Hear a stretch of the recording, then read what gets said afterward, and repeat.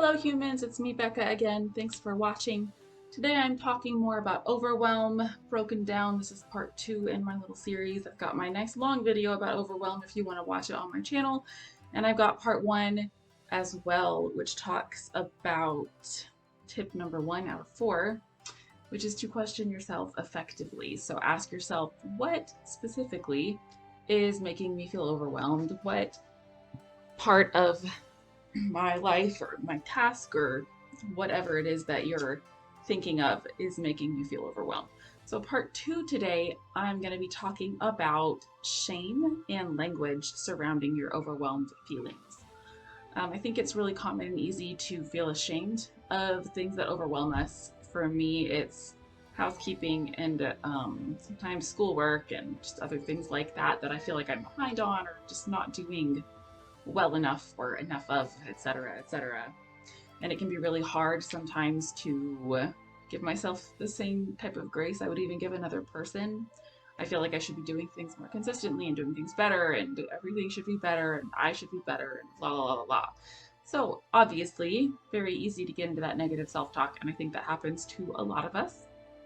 And if this is you, I want to encourage you to start trying to talk to yourself like you might talk to someone else in a similar situation. I've got 5 kids. I am neurodiverse. I have my Neurodiversity University shirt from the How to ADHD channel. It says Hello Brains. Super cute with the little sleeveys and very comfy and soft. Just a little plug there. This is not a sponsored video at all. The How to ADHD channel does not know that my channel exists, but if they ever watch this, hi, thanks for everything you do, Jessica. Anyway, neurodiversity, chronic illness, all kinds of just different challenges in my life that make it really hard for me to do things very consistently. And it can be really easy, though, to compare myself to other people or just to my idea of what I think I should be doing, and to use what's kind of a bad word a little bit in our counseling lingo. The word should. Should is a bit of a bad word.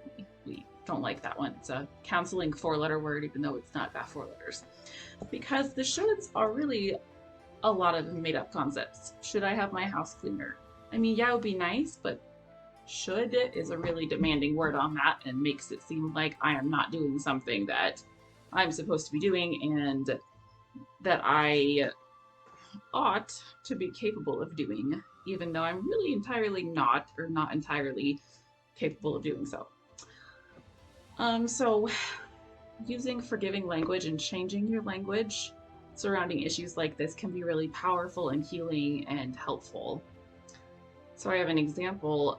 My house is a disaster that looks like it was hit by a tornado quick. When I say that, it seems pretty negative. It makes me feel like I don't want to be at home. It makes me feel like I'm not doing well enough. Basically, it's just a lot of negative labeling language for myself and my life.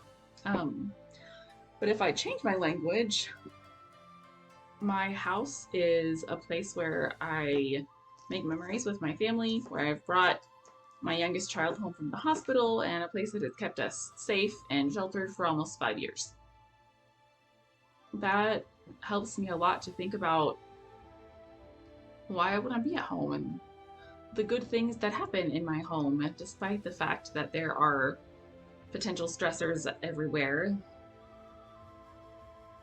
Thinking about them is just not always the most productive way to go about life. And it's definitely not the most productive way to go about life for me, and I would guess for you either. So shame and self-deprecation and negative self-talk are things that can get in our way in terms of looking at ourselves without judgment, like we talked about in the first video, asking ourselves those questions and really thinking about what is actually getting in my way. And it doesn't matter if it sounds bad. It's okay to be honest with yourself. It's okay to be imperfect. It's okay to give yourself grace.